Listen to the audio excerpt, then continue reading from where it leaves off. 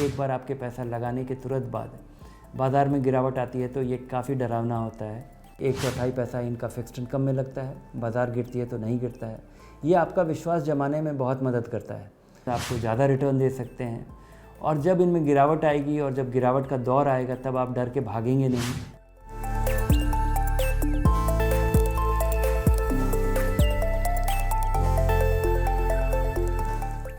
अगले 10 साल के लिए आपको निवेश करना हो तो आपको इक्विटी में निवेश करना चाहिए।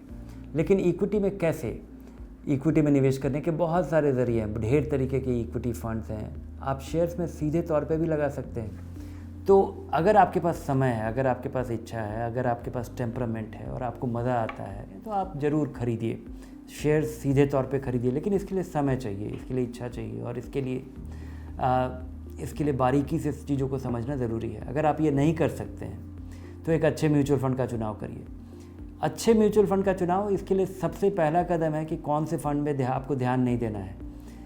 ऐसे फ़ंड जो कि किसी खास सेक्टर या किसी खास थीम में पैसा लगाते हैं, उनमें पैसा मत लगाइए। और दूसरा नियम जो कि किसी भी निवेशक को फॉलो करना चाहिए कि एक साथ पैसा मत लगाइए। इक्विटी बाज़ार में भारी उतार चढ़ाव देखा जाता है और शुरुआती निवेशक के लिए अगर एक बार आपके पैसा लगाने के तुरंत बाद बाज़ार में गिरावट आती है तो ये काफ़ी डरावना होता है। आप इस वजह से आप एक बार बाज़ार से निकल जाते हैं डर के मारे और फिर दोबारा आना आपके लिए मुश्किल हो जाता है। तो धीरे धीरे पैसा लगाइए, सेक्टर और थीमेटिक फंड में पैसा मत लगाइए।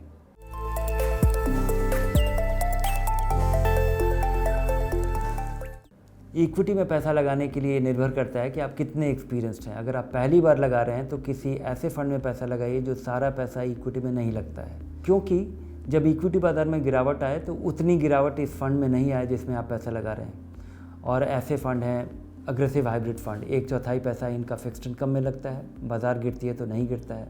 ये आपका विश्वास जमाने में बहुत मदद करता है।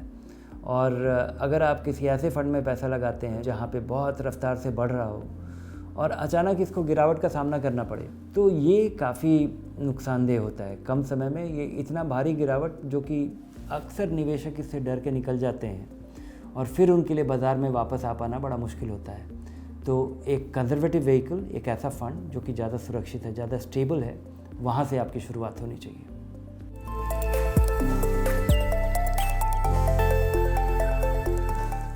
अगर आप किसी अच्छे फंड का चुनाव नहीं कर सकते हैं तो इंडेक्स फंड में निवेश कीजिए, क्योंकि अगर जब आप 10 साल के लिए लगा रहे हैं तो ज़रूरी है कि आप निवेश की शुरुआत तुरंत कीजिए। और ये काफ़ी बड़ा बहाना बन जाता है कि आप समय लगाएंगे, देखेंगे, समझेंगे, किसी सलाहकार से मिलेंगे।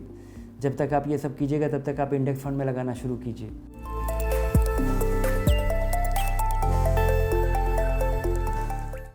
मिड और स्मॉल कैप फंड में किसी भी नए निवेशक को इसमें पैसा नहीं लगाना चाहिए। जब आप 2-4 साल के आदी हो जाएं, क्योंकि तब तक आपको अंदाज़ा हो जाएगा कि बाज़ार में उतार चढ़ाव ये काफ़ी सामान्य चीज़ है। ये नुकसान जो होता है बीच बीच में वो परमानेंट नहीं है। और स्मॉल कैप और मिड कैप फंड्स आपको ज़्यादा रिटर्न दे सकते हैं। और जब इनमें गिरावट आएगी और जब गिरावट का दौर आएगा तब आप डर के भागेंगे नहीं, क्योंकि आपका परिचय इनसे हो चुका होगा। तो अपने पैसे का एक भाग स्मॉल कैप और मिड कैप फंड्स में लगाइए और वो भी 2-3 साल आदी होने के बाद, शुरुआत में बिल्कुल ना लगाइए।